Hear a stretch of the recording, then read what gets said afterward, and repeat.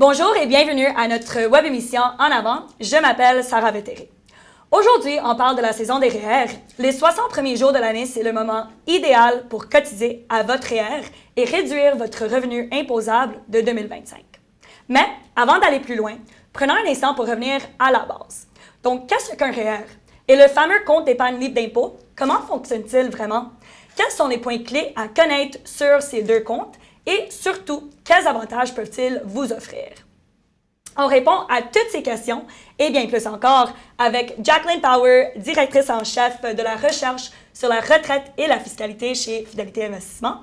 Donc, Jacqueline passe une bonne partie de son temps à parcourir le pays pour rencontrer des conseillers financiers et des investisseurs. Et nous avons la chance de l'avoir avec nous aujourd'hui dans notre studio de Montréal. Donc, bienvenue Jacqueline. Merci beaucoup. Super. Donc, pour commencer, peux-tu nous guider à travers les points clés à connaître sur les REER et peut-être mentionner aussi les principaux avantages? Oui, alors un REER est établi pour aider les investisseurs à économiser pour la retraite. Alors, il peut faire des contributions, comme vous avez dit, dans les premiers 60 jours de chaque année. Et il peut prendre la décision s'il veut utiliser ses reçus et ses déductions en l'année avant, comme 2025 ou 2026. Alors, c'est complètement à eux de décider quand ils veulent utiliser ces déductions. Ce type de compte, c'est très bon parce que, en premier, il reçoit les déductions. En deuxième, les impôts ne s'appliquent pas sur ce compte qu'au moment que l'argent est retiré du compte. Et l'argent serait retiré, dans la plupart des cas, pendant la retraite. Alors, on espère qu'on va être dans un taux d'imposition plus élevé, moins élevé, je m'excuse, pendant notre retraite. Et c'est quoi le plafond de cotisation pour les REER? Est-ce que c'est vrai de dire que la situation de chacun est différente? Oui, vraiment différent. Alors, le montant que tout le monde peut cotiser, ça dépend de leur revenu. Et c'est 18% du revenu avec un maximum pour 2026 de 33 810 $. Alors, oui, tout le monde a des différents plafonds. Si quelqu'un n'utilise pas le montant au complet, ils ne font pas des contributions au REER ou ils sont moins élevés, il peut continuer, il peut les utiliser au futur quand leur revenu est plus élevé. Et y a-t-il quelque chose de particulier pour 2026 que tu l'as mentionné sur tout ce qui est les tranches d'imposition pour les investisseurs? Alors, dans le budget de 2025, le gouvernement a pris la décision de réduire la première tranche. C'était à 15%. Ils l'ont réduit à 14,5% le 1er juillet. Et le 1er janvier, ils l'ont réduit encore à 14%. OK. Donc, en gros, moins d'impôts pour les personnes qui tombent dans cette tranche-là. Exactement. Et tout le monde tombe dans cette tranche parce que c'est la première tranche. Alors, tout le monde va recevoir un peu d'argent. Super. Oui. Et passons maintenant des REER au CELI. Donc, peux-tu nous expliquer les points clés et essentiels de connaître sur les CELI? Oui, alors avec les CELI, c'est vraiment un compte libre d'impôt. Alors, quand les contributions sont faites, c'est avec les montants qui ont déjà été imposés, mais ils vont continuer à grossir dans la compte sans impôt du tout. Et il peut retirer l'argent, il n'y a aucun impôt qui s'applique sur cela non plus. Alors, c'est un très bon compte. Les personnes peuvent investir dans les fonds mutuels, dans les FNB, alors beaucoup de différentes choses. C'est complètement à eux de prendre la décision de ce qu'ils veulent investir dedans. Et super. Et en gros, pour les plafonds de cotisation pour les CELI, ça fonctionne comment? C'est différent qu'avec les REER. Alors, tout le monde reçoit le même montant. Alors, pour 2026, c'est 7 000 $. Et pour être capable d'établir un compte, quelqu'un doit être à 18 ans, il doit être un résident du Canada. Mais si cela arrive, tout le monde reçoit le même montant. Si quelqu'un a été admissible depuis 2009, quand c'était établi, leurs droits de cotisation sont 109 000 $. Alors, c'est quand même assez gros.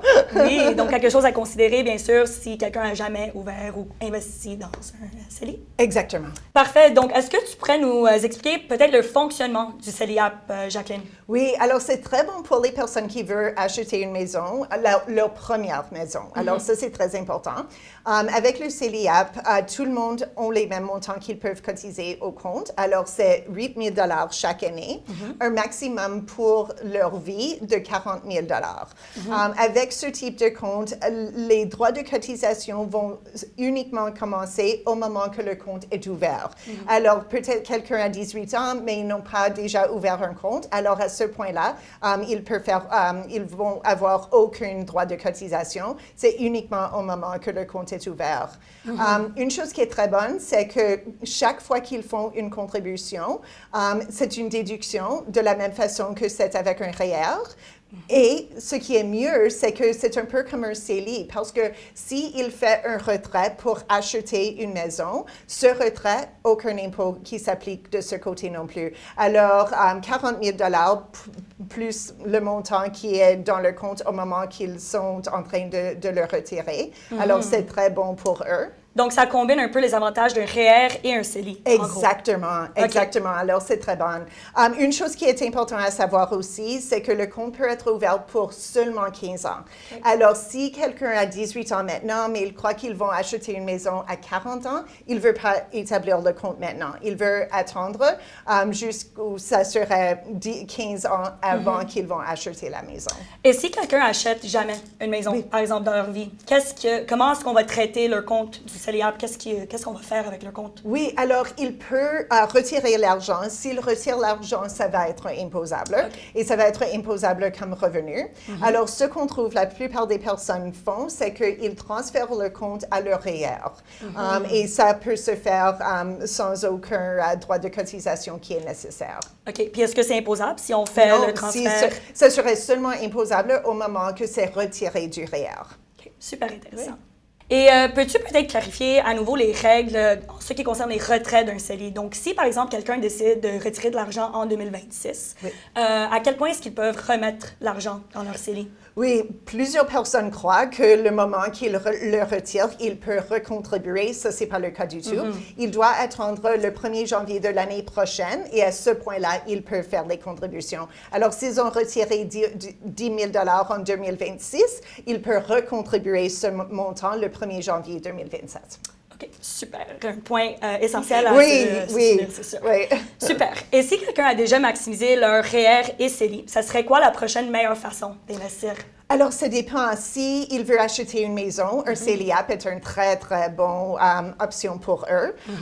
Sinon, un compte non enregistré, ça serait bien parce que de cette façon, c'est les gains en capital qui vont être imposés. Et présentement, le taux d'inclusion pour gains en capital, c'est seulement 50 %. Alors, c'est très bon du côté fiscal. Super. Donc, vraiment intéressant. Merci, Jacqueline, pour toutes les informations aujourd'hui et merci à tous d'avoir écouté.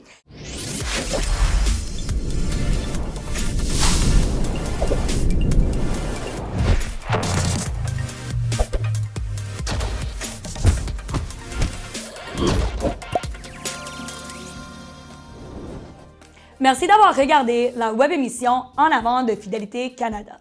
Si ce n'est pas déjà fait, abonnez-vous à nos web émissions En avant sur la plateforme de votre choix. Et si vous aimez ce que vous entendez, laissez un commentaire ou une note de 5 étoiles. Pour plus de renseignements sur les web émissions en direct à venir, veuillez consulter fidélité.ca. N'oubliez pas de suivre Fidélité Canada sur LinkedIn, YouTube et Instagram et de vous abonner au Dialogue Fidélité sur votre plateforme de balado-diffusion préférée. Nous conclurons la web émission d'aujourd'hui par une note légale. Les opinions exprimées dans cette web émission sont celles des participants. Elles ne reflètent pas nécessairement le point de vue de Fidélité Investissement Canada SRI ou de ses sociétés affiliées. Cette balado-diffusion est fournie à titre d'information seulement et ne doit pas être interprétée comme des conseils en placement ou des conseils d'ordre juridique ou fiscal.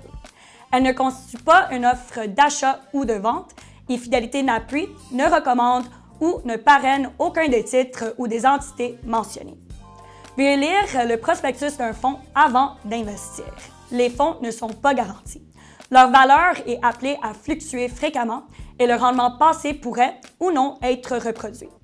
Les placements dans les fonds sont assortis de frais, de dépenses et de commissions.